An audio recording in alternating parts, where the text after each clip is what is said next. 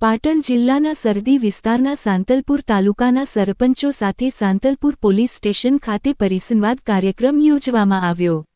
ગુજરાત સરકારશ્રીના સરપંચ અને પોલીસ પરિસંવાદ કાર્યક્રમ અનુસંધાને આજરોજ પોલીસ અધિક્ષક શ્રી ડી ચૌધરી સાહેબ પાટણ તથા નાયબ પોલીસ અધિક્ષક શ્રી રાધનપુર વિભાગ શ્રી ડી ચૌધરી સાહેબ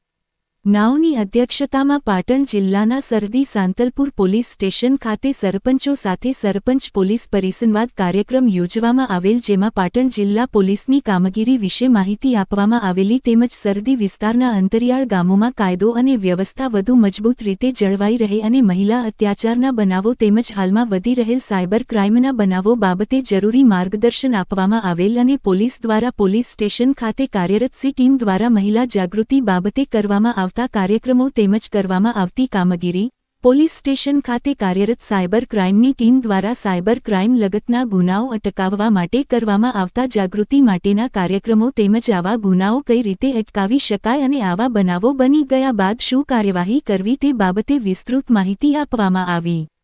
તેમજ સરકારશ્રીના તેરા તુચકો અર્પણ કાર્યક્રમ હેઠળ મિલકત સંબંધી ગુનાઓમાં ચોરાયેલ મિલકતો શોધી અરજદારોને પરત કરવામાં આવે છે તે બાબતે પણ વિસ્તૃત માહિતી આપવામાં આવી। તેમજ ભારત સરકારશ્રીના હાલમાં નવા અમલીકરણ થયેલ કાયદા, જેમાં ભારતીય ન્યાય સંહિતા 2023 તથા ભારતીય નાગરિક સુરક્ષા સંહિતા બાબતે જરૂરી માર્ગદર્શન આપવામાં આવ્યું। તેમજ સરકારશ્રીના કાયદો અને વ્યવસ્થા લગતના ગુજરાત પોલીસ દ્વારા ચલાવવામાં આવતા અલગ અલગ કાર્યક્રમો બાબતે વિસ્તૃત ચર્ચા કરવામાં આવેલ તથા અંતરિયાળા ગામોમાં આંતરિક સુરક્ષા વધારે મજબૂત કેવી રીતે બનાવી શકાય તે માટે સરપંચો સાથે ચર્ચા કરવામાં આવેલ અને તેઓ શ્રીઓના પણ અભિપ્રાય મેળવવામાં આવેલા।